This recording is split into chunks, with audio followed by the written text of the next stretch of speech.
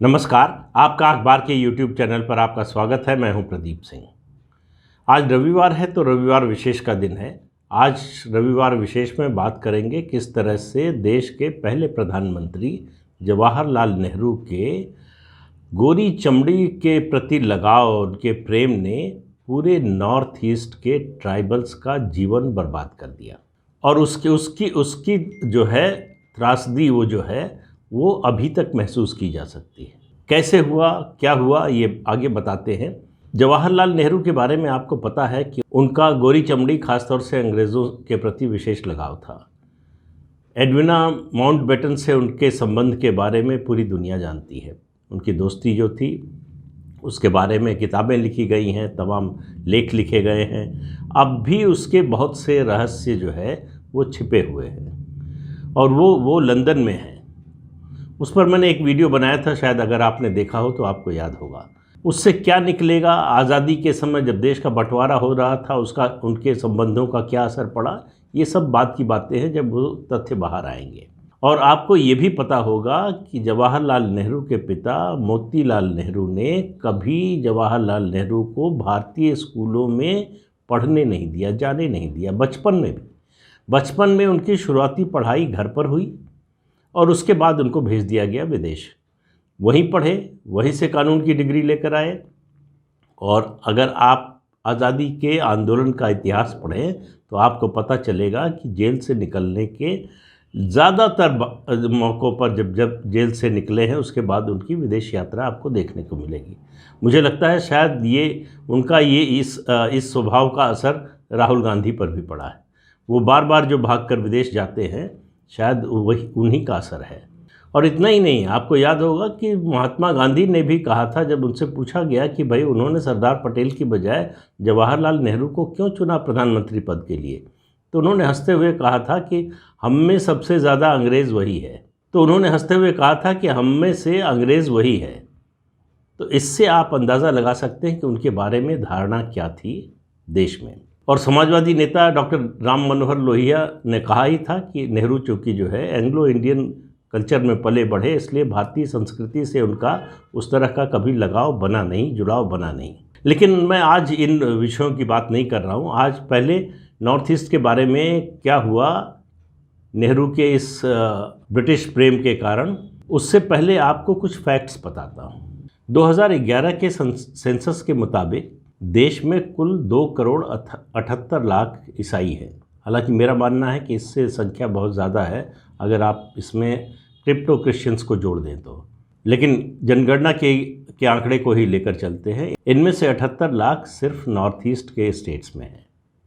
बाकी पिछले 100 साल में जो ईसाई धर्म का प्रचार हुआ है, ईसाइयत बढ़ी है, वो दरअसल सबसे ज़्यादा 1931 से 1951 के बीच बढ़ी और 1951 से लगातार बढ़ती रही। दक्षिण तमिलनाडु, केरल और इसके अलावा कर्नाटक, गोवा और गोवा की जो कोस्टल बेल्ट है वहाँ जितने इस पूरे इलाके में ईसाई आबादी है, उसके बाद दूसरे नंबर पर नॉर्थ ईस्ट का नंबर आता है।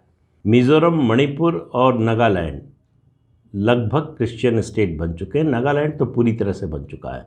नागालैंड में जो ट्राइबल पॉपुलेशन है उसका 98% ईसाई बन चुकी है। नॉर्थ ईस्ट में ये ईसाई धर्म के प्रचार प्रसार की मिशनरियों की जो काम है वो शुरू हुआ अंग्रेज़ों के समय से, जब अंग्रेज़ों ने, और इसकी शुरुआत हुई नॉर्थ ईस्ट में मेघालय से। मेघालय में अंग्रेज़ों ने स्कूली शिक्षा का बजट और प्रबंधन और सारी देखरेख वो ईसाई मिशनरियों को सौंप दी। वहाँ से ये ईसाई मिशनरियों का खेल नॉर्थ ईस्ट में शुरू हुआ। 2011 के सेंसस के मुताबिक मेघालय में 75% आबादी ईसाई हो चुकी है।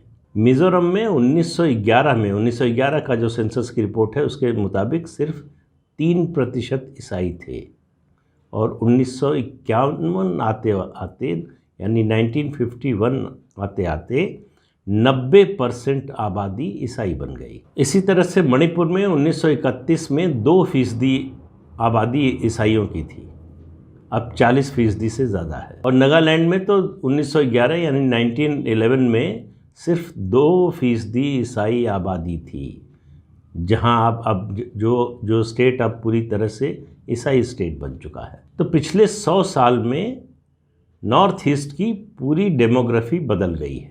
अंग्रेज़ ये कर रहे थे, ये समझ में आने वाली बात है, लेकिन आज़ादी के बाद आज़ाद भारत की सरकार इसमें सहयोगी बने, इसको बढ़ावा दे, ये आश्चर्य की बात है। पूर्वोत्तर राज्यों में यानी नॉर्थ ईस्ट स्टेट्स में ईसाई धर्म का प्रचार प्रसार कैसे हुआ, मिशनरियों की ताकत कैसे बढ़ी, उनका प्रसार कैसे हुआ, ये सब शुरू हुआ उस समय के थल सेनाध्यक्ष जनरल करियप्पा के एक सुझाव के बाद। मतलब उनकी कोई भूमिका नहीं थी, उन्होंने सुझाव अच्छा दिया था। उन्होंने प्रधानमंत्री जवाहरलाल नेहरू को ये सुझाव दिया कि नॉर्थ ईस्ट को राष्ट्रीय धारा में लाने के लिए उस तरह से वहाँ विकास के काम होने चाहिए, डेवलपमेंट होना चाहिए, उनको जोड़ा जाना चाहिए देश के बाकी हिस्से से, जिससे उनको लगे कि वो इस देश का हिस्सा है, उनमें अलगाव की भावना ना आए। अब जनरल करियप्पा की बात सुनने के बाद नेहरू ने उस पर तो अमल नहीं किया, लेकिन एक ईसाई मिशनरी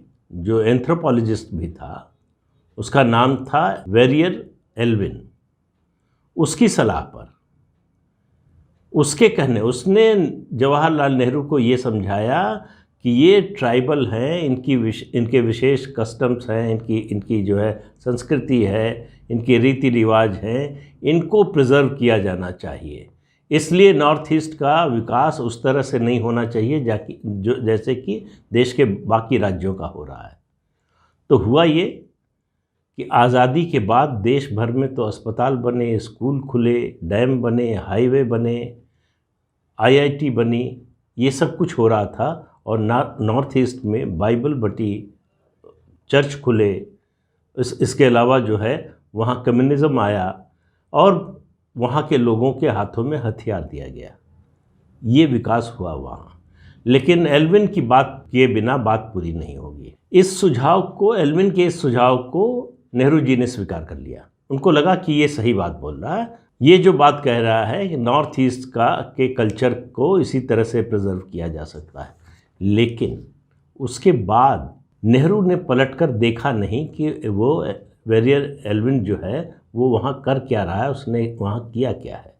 उसको सरकारी प्रोटेक्शन मिले, इसलिए नेफा की सरकार, जिसे अब अरुणाचल प्रदेश के नाम से जाना जाता है, उसका एडवाइज़र, एंथ्रोपोलॉजिस्ट एडवाइज़र बना दिया सरकार का। तो उसको एक सरकारी पद मिल गया, सरकारी अधिकार मिल गया, सीधे प्रधानमंत्री से उसकी बातचीत होती थी।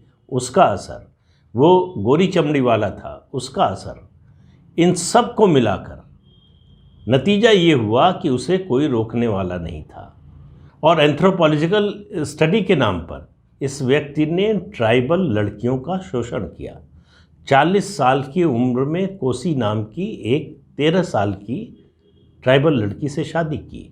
ये कोसी नाम की जो लड़की थी वो उसकी स्टूडेंट थी, छात्र थी, उसको पढ़ाता था। उसको बहलाया फुसलाया और उससे शादी कर ली। कोई रोकने वाला नहीं था कि एक माइनर से कैसे शादी हो रही है।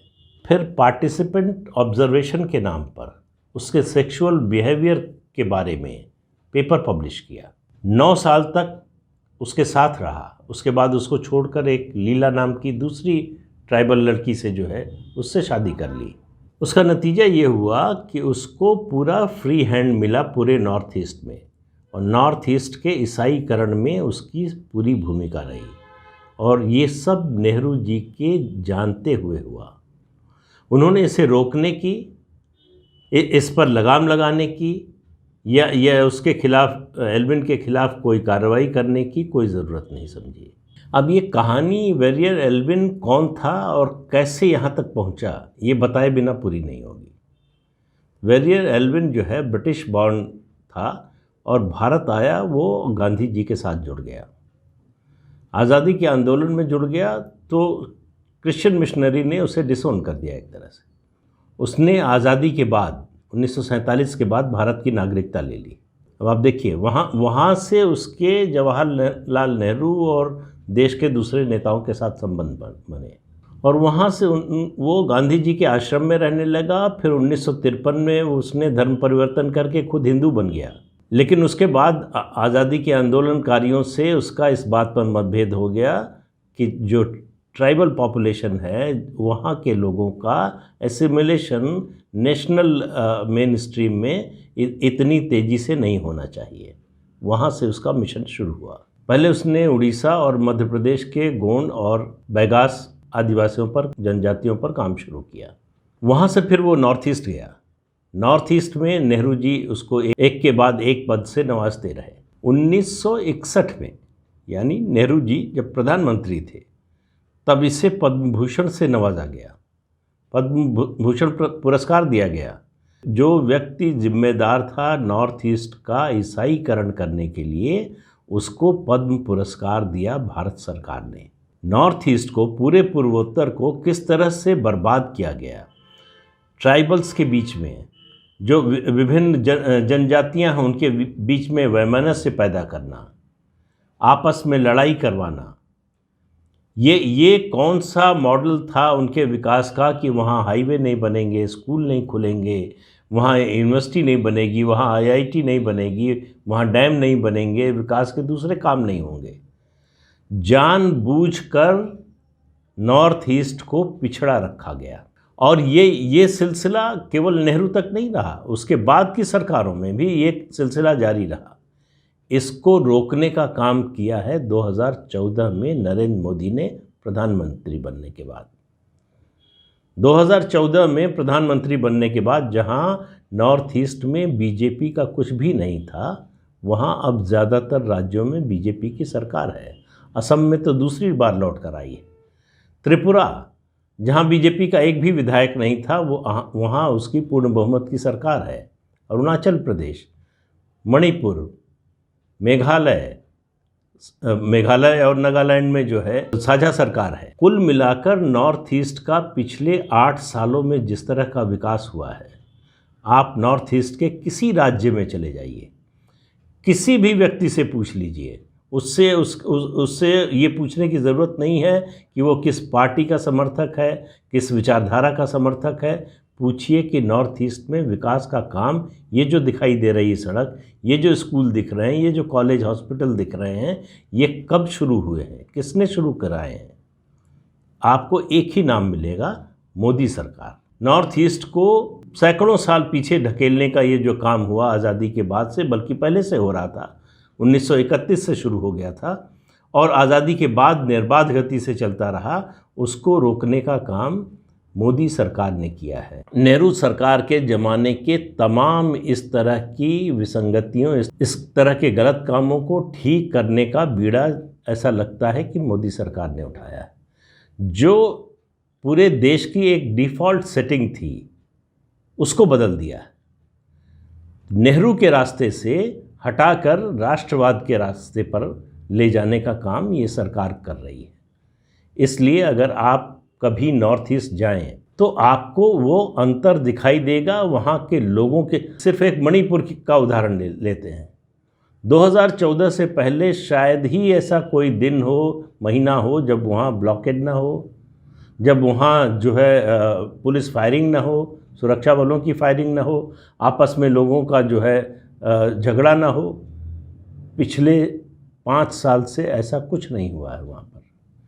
मणिपुर शांतिपूर्ण है, एक दिन का भी ब्लॉकेड नहीं हुआ मणिपुर में। तो ये बदलाव हो रहा है। क्या किया था नेहरू सरकार ने और उसके बाद की सरकारों ने, और क्या कर रही है ये सरकार? नॉर्थ ईस्ट को जिस गड्ढे में धकेल दिया था, उससे निकालने का काम ये सरकार कर रही है। तो इसलिए नॉर्थ ईस्ट के बारे में जो आपकी अब तक धारणा रही होगी, उसे बदलने की ज़रूरत है। इस सरकार ने विकास के जितने काम किए हैं, उनमें मुझे लगता है अगर प्रतिशत की दृष्टि से देखें तो सबसे ज़्यादा काम नॉर्थ ईस्ट में हुआ है। और वो रुक नहीं रहा, वो और तेज़ होता जा रहा है।